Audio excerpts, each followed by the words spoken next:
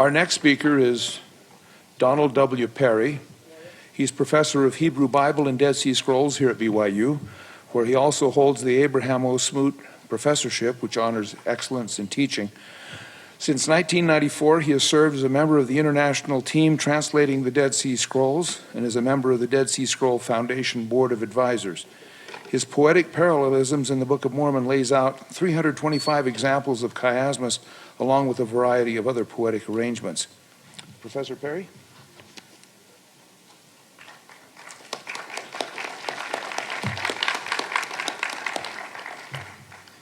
Thank you. The title of my presentation is Chiasmus in the Text of Isaiah, MT Isaiah versus the Great Isaiah Scroll. I need to give you a couple of definitions. MT stands for Masoretic Text. That is the received Hebrew Bible, the one that scholars use worldwide, and one that is used in Jewish synagogues. 1QIsaa, that is one of the Dead Sea Scrolls, perhaps the most famous of the Dead Sea Scrolls. One of 1QIsaa. One stands for Cave 1. 1QIsaa. Q is Qumran, and A means it's the largest of the texts. So 1QIsaa is a Dead Sea Scrolls copy of Isaiah. Now, when we speak of textual criticism, we're not criticizing the text. We're judging the text. And when there are textual variants between these two Hebrew witnesses, it is my goal to try to find why there are variants and try to find out which is the primary reading. In this paper, I will examine textual variants in 16 chiastic structures in Isaiah's text. The paper's objective is to conduct a text-critical examination with the intent of determining whether textual variants belonging to MT Isaiah, Masoretic Text Isaiah, and the Great Isaiah Scroll impact the structure or clarity of one or more of the particular chiastic elements in each example of chiasmus. You'll see what this means momentarily. With regard to the number 16, I selected the 16 structures randomly out of approximately 100 chiasms that I have identified in the book of Isaiah. My approach, therefore, presents a representative rather than a comprehensive approach. The following items constitute, in the briefest of terms, my methodology. And this is the methodology for doing textual criticism. And some of it is a little technical, and I have to weigh between doing technical or making it too popular but losing some of the exactness of the language. Paleography. The opening task is to determine the correct readings of the Qumran Isaiah text. This is conducted by closely examining the leather scrolls themselves when possible, as well as high resolution photographs and images. When I examined the Great Isaiah Scroll on 3 different occasions, I had particular concerns about the scroll's shadows, creases, wrinkles, folds, darkened areas, flaked off leather, holes in the leather, and the like. Such items may or may not appear in the photographs. In addition to examining the leather scroll itself, I accessed high-resolution images of the same manuscript from the collection of first-generation negatives held by the Ancient Biblical Manuscript Center in Claremont, California, including the PAM series, PAM, and those belonging to John Trevor. Number 2, the transcriptional text. Based on the efforts to determine the correct paleography of the scrolls, I produced transcriptions of the Hebrew words. In doing so, I consulted the Parry Qumran edition, published in 1998, of the Great Isaiah Scroll, and DJD 32. Number 3, word-word correspondences. Determining word-word correspondences among the Qumran Isaiah scrolls and MT, and then lemmatizing the words proved to be a complex and prolonged task. This is because many supposed textual variants are no more than orthographic or spelling deviations. Divergences consisting of the Hebrew letters Aleph, He, Vav, and Yod especially mark orthographic deviations, but not always. And that's a close-up of one of the columns of the scroll right there. Now this is a little complicated, but my paper will have some of this, but I'm going to ease up in just about 3 minutes. The word-to-word correspondences are structured as follows, as you'll see here. First, the Isaiah chapter and verse, chapter 2, verse 3. Then a Masoretic text reading, followed by the witnesses that affirm MT. Then follows a vertical separator stroke, that straight stroke. Then a textual variant of one or more of the Qumran witnesses. And the entry closes with a solid midline circlet, the black circle. My approach in the lemma line is to place MT first, followed by the other Hebrew witnesses, then the versions or the translations, like the Septuagint and the Vulgate and so on. This was a methodological decision and was not designed to suggest that MT has the primary, primitive, or correct reading. Number 4, reconstructed text. This paper does not include divergences from Qumran readings that have been fully reconstructed. That means if the leather is so fragmented, you have to guess as to what the reading was. Number 5, parallel registers in the Bible. This paper includes the readings from blocks of text that are parallel to Isaiah. Most notably, Isaiah chapter 2, verses 2 through 4, parallels Micah 4, 1 through 3, and then there's a big block of text in Isaiah 36 through 38 and 2 Kings. Number 6, this part's a little technical. MT Kativ Cray system. I don't know if I should even get into this, but it is necessary to fully comprehend what's going on. This paper examines the Kativ Cray system of Masoretic type text of Isaiah in light of 1QIsaa and other Qumran witnesses of Isaiah. Therefore, both Kativ and Cray are set forth in the lemma lines in association with Qumran entries.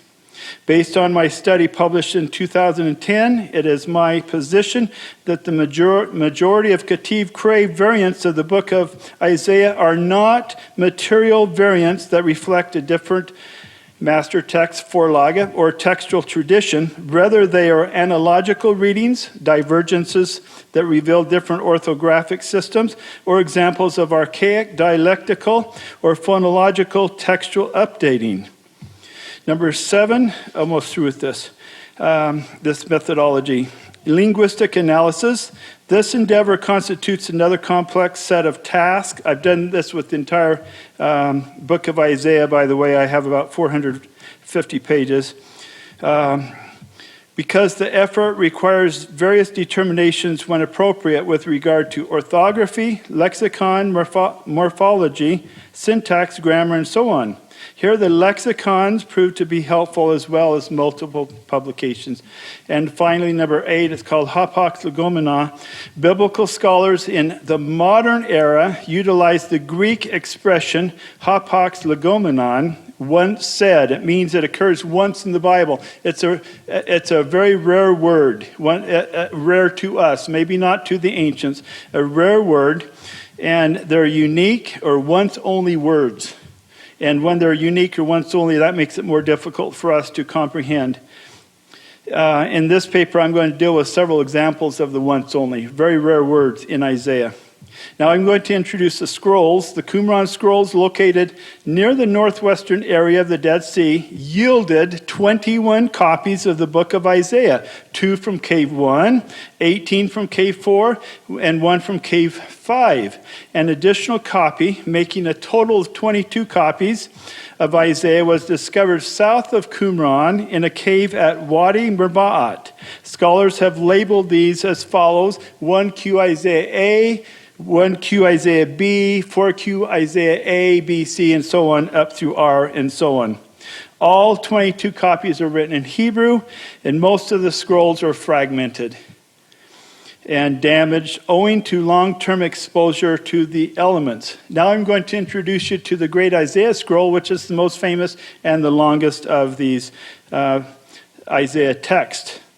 This scroll presents a view of what biblical manuscripts look like at the end of the Second Temple era.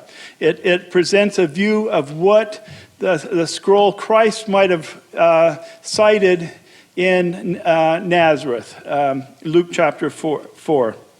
Before the stabilization of the Hebrew text after the 1st century CE. Through paleographic analysis of the Hebrew script, scholars date the scroll to about 125 BCE.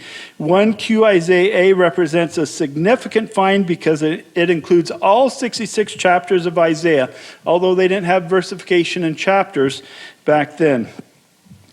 This enables scholars to conduct a complete study of this text. In contrast, the other Isaiah texts from Qumran, as fragmented and incomplete manuscripts, may slightly distort understandings of Isaiah's textual history. The Great Isaiah Scroll has a number of scribal interventions, and that is scribal marks and so on. So you can see a famous one right here. See between the lines? And right here, and there's another one here. And I'll even go back. There's one here, scribal interventions. Let's see. Let's go to this one. I don't know if you can see this one.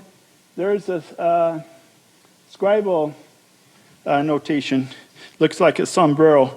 I actually argued in front of a group of scholars at the last 2 minutes of one of my presentations that this did not come out of ancient Israel. It came out of Mexico.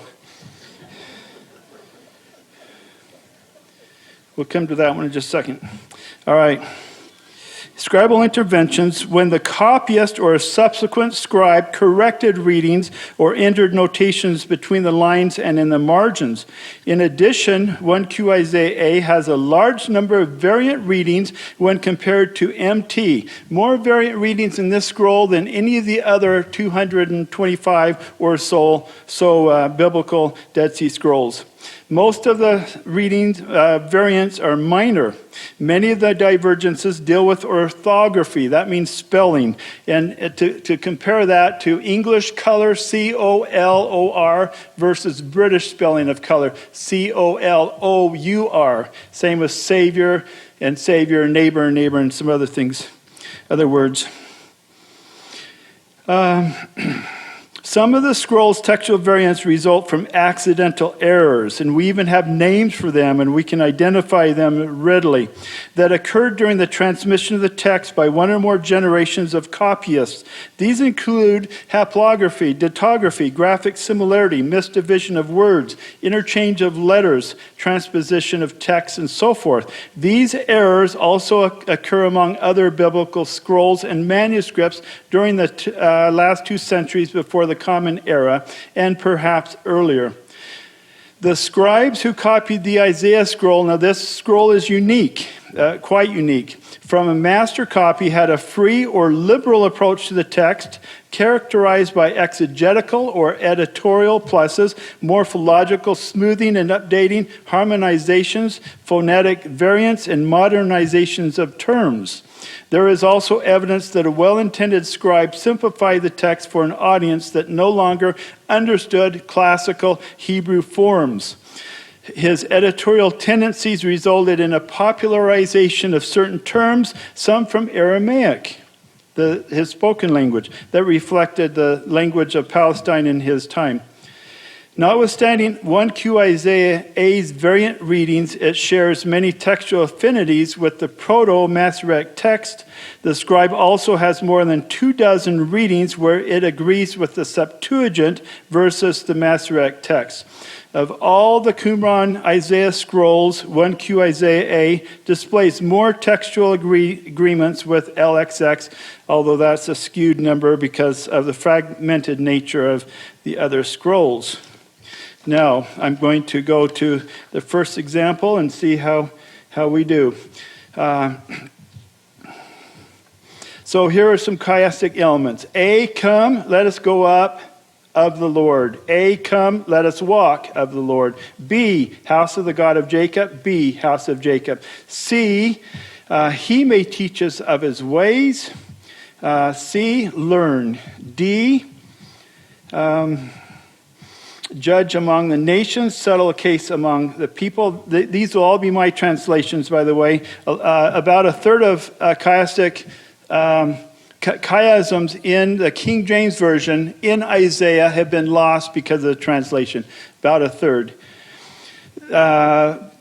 Swords into plowshares, spears into pruning hooks. Now I put in blue font the Isaiah scroll variants. So this one omits to the mountain of the Lord.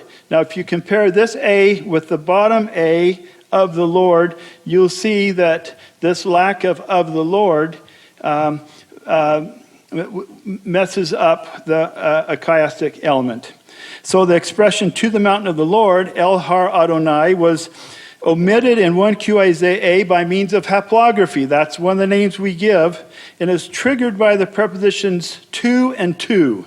In Hebrew, El and El. That means the scribe was reading along and he saw one El, to, and he skipped to the next one, and he skipped out a little expression, which was essential to the chiastic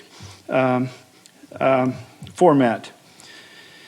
And the expression to the mountain of the Lord has the support of 3 Hebrew witnesses. This is important. It's found in MT, it's found in another of the Isaiah scrolls, 4QIsaa, and also the Micah chapter 4 verse 2 parallel passage, as well as the versions, the Septuagint, an Old Greek translation, the Targum, a translation into Aramaic, the Syriac, and the Vulgate. So all of those, so we know it's an error on the part of the Isaiah scroll. Now, another example is the first C, that he may teach us of his ways. And the Isaiah scroll has the plural they, but the they does not fit, and I have an argument here for that. According to one scholar, Brownlee, he posits as a possibility that the plural reading of 1QIsaa was impacted by the Qumran community's belief that they, so that's why they have they may teach us, that their priest may teach us of his ways. So Brownlee posits that this is a sectarian variant. Now, most of us don't agree with that, but he draws support from a commentary on Isaiah and a famous Dead Sea Scroll called 1QS, or the Community Rule. And I have the source here. But more likely, as Kucher, a great Isaiah scholar, postulates, the Qumran scribe simply misplaced the last characters of Vav by mistake. And add one character at the end of a Hebrew word, and it makes it's plural. But you see, it's not they may teach us of his ways. The antecedent of he may teach us is the God of Jacob. Okay, that's how this is working. So hope you're okay. This was an easy one. This next one. And will be turned aside your iniquity, and your sin will be atoned. Now the Hebrew word is kafar, so I put atoned here. MT Isaiah chapter 6 verse 7 comprises a chiastic structure with 2 singular nouns, iniquity and sin. So this is a grammatical parallelism that David Seeley talked about in the last presentation. And also with pronominal suffixes. Your iniquity, your sin. But the plural in 1QIsaa, your sins, throws off the chiastic, that element. Your iniquity and your sins. It's not grammatically exact. So I write, perhaps the copyist inadvertently assimilated the plural from your lips, a word that's found in the first bicolon of verse 7. So he accidentally saw a plural and made this plural. But also compare the Septuagint that has the plural sins. So that kind of throws it off a little bit. Okay, and the next one, this is a very famous one. Make fat the heart of this people, make heavy their ears, shut their eyes, lest they see with their eyes and hear with their ears and understand and their heart, or with their heart. So we have 3 textual variants. Let's look at the first one, make fat. Some critics approach the reading in 1QIsaa And it's a certain kind of verb called hefil, and they say it comes from a verb shamam, to be desolate or be appalled. So instead of make fat, it says make desolate the heart. Kucher suggests the scribe found it difficult to understand the verb, the certain verb in conjunction with heart, because whereas desolate, it's a common word in the Hebrew Bible, so he simplified the text. How often do you say make something fat in the Hebrew Bible? It's very rare, but to make desolate, that's a common word. So that's according to one theory. Another scholar named Evans, who follows Brownlee, sees the scroll's reading as a deliberate scribal alteration. And he translates it as make desolate or make appalled the heart.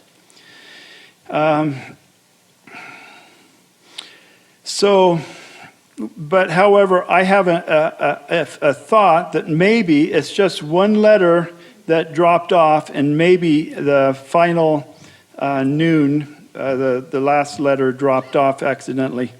Now the other item that I want to talk about, the second deviation in this, this chiasmus, you notice it deals with body parts. A verb accompanies each of the 6 body parts. The first three verbs are special, they're an imperative, and this is technical, but it's a hefil verb, and the next 3 are imperfects, they're call verbs, they're future tense. In the Masoretic text, all 6 verbs put forward are singular, but the copyist of 1QIsaa made a mistake by writing one of the verbs as plural. See, it doesn't fit the entire context, so it's an error. He will smite the earth with the rod of his mouth, and with the breath of his lips he will slay the wicked. And 1QIsaa has a passive form, the wicked will be killed. That doesn't fit the verbal construction in the first day. He will smite the earth, he will slay the wicked, versus the wicked will be killed. I think that's an example of a graphic similarity of the 2 verbal forms in the Hebrew. Next example from Isaiah 11, verse 8. And the nursing babe will delight on the hole of the adder, and on the den of the viper, the weaned child will put his hand. Now, the variant reading here is the third line. Instead of the den of the viper, 1QIsaa has on the dens of the vipers. But you notice this does not correspond with the other B, the singular, the whole of the adder. So I believe this is an error on the part of the scroll, and the mechanism that serves to explain this deviation is unknown. We can't figure out why he used the plurals.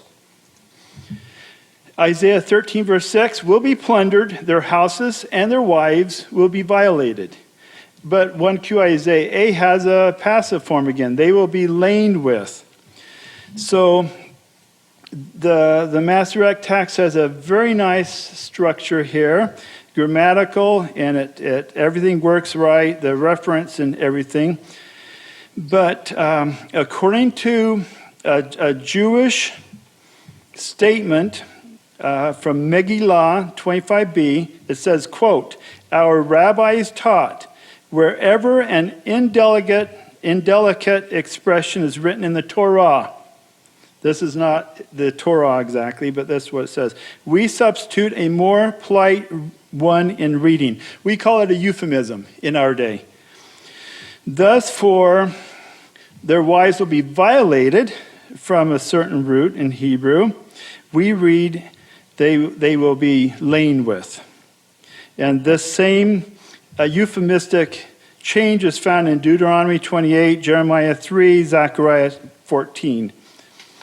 So the primary reading is likely to be violated because it accords with plunder, which is to take something by force. I'm going to skip this one. It has some complexities, and we'll go to this one. And shall perish the wisdom of their wise, and the understandings, plural, understanding, but the 1QIsaa has plural, understandings of those who understand shall be hid. What we have here is MT has the singular and the understanding, and it corresponds with the singular wisdom. Now, you can put wisdoms in plural in Hebrew, chukmaot, especially if you're trying to have a rhetorical function called plural amplification. To amplify the plural, I've identified about 20 of those in the Book of Mormon. There were magics in the land. That's an example. But 1QIsaa records the plural and the understandings of, and it lacks alignment with the singular verb. So MT's reading, according to the chiastic function, is to be preferred. This one is quite complex. And let's just look at the chiastic elements first. For my sword is saturated, then Edom, people promised for judgment, for destruction, for judgment. Go down to the other A, Lord's vengeance. See how that will match the sword and so on, judgment, destruction. Lord's vengeance, and for the cause of Zion. B, blood, fat. The other B, blood, fat. C, animals, lambs and goats, rams. C, oxen, bulls, bulls. And then D, because the Lord has a sacrifice in Botzrah and a great slaughter in the land of Edom. Botzrah, we think, was the capital city of Edom. So that's why Botzrah and Edom are both set here in the D elements. Now this is a little complicated, so I wrote it here. Let's see, did I write there? I guess I didn't. All right. So I'll probably just paraphrase this. MT presents what we call the lectio difficilior, the difficult reading. And when it's a difficult reading versus a facilitated or easy reading, textual critics think it might be original or primary.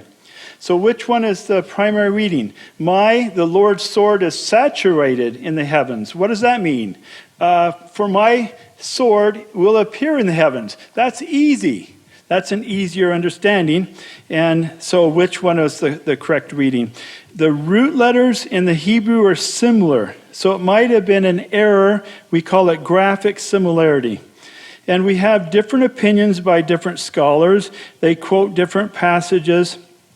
For example, it is possible that the Isaiah scroll borrowed language from another passage, either Jeremiah 14 or Ezekiel 33, where the word sword and sea are collocated. They're neighbors. So that's one argument in favor of the saturated verse. So this is a little complex. In the end, the reading here is indeterminate. Some textual critics say saturated is the right reading. Some say appear. And they make arguments, good arguments for both readings. So just remember this saying that scholars have, where there are 3 scholars, there are 4 opinions. Okay, Isaiah 40 verse 12. Who has measured in the hollow of his hand the waters and the heavens with the span marked off? So these are ancient tools, the hollow of his hand and the span. You also have the cubit. But the Isaiah scroll, instead of saying waters, has waters of the sea. This is either a case of a fusion of 2 words, two separate words put together to spell waters, or if you divide them to a dichotomy, it's called waters of the sea. They're the same characters in Hebrew. So you have either may, yam, or mayim.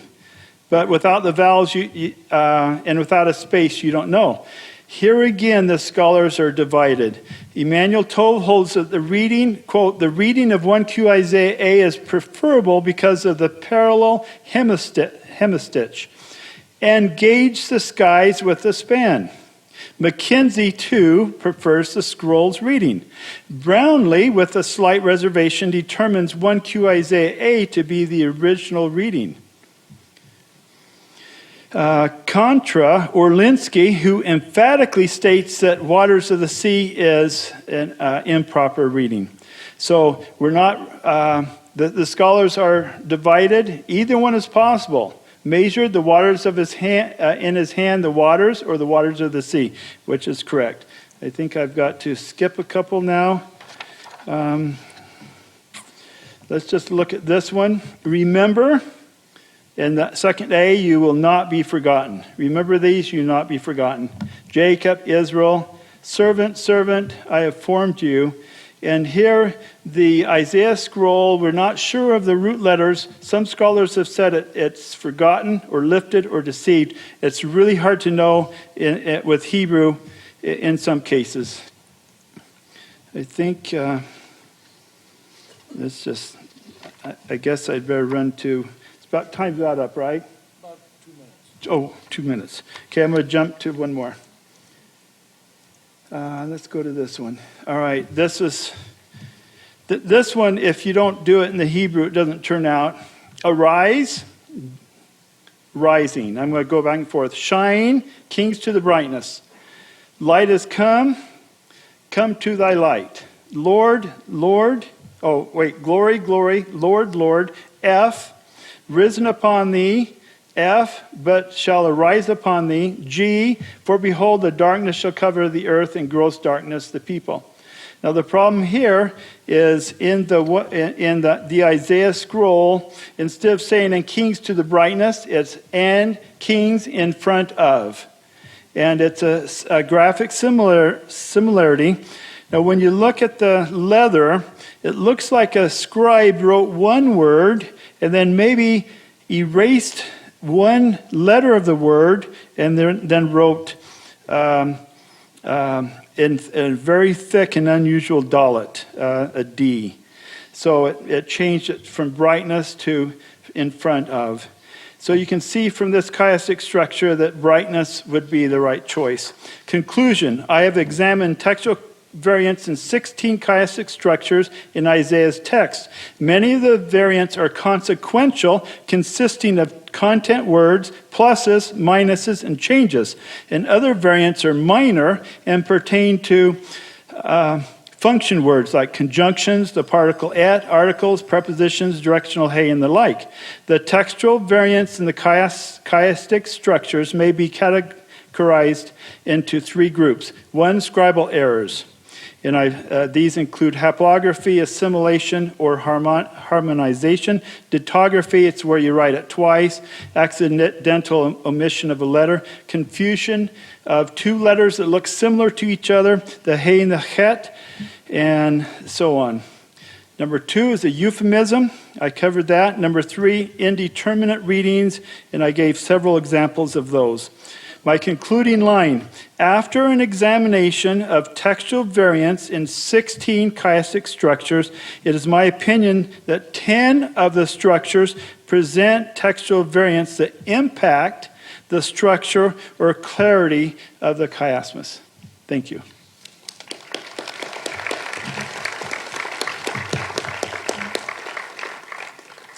Okay, we have a few minutes for questions.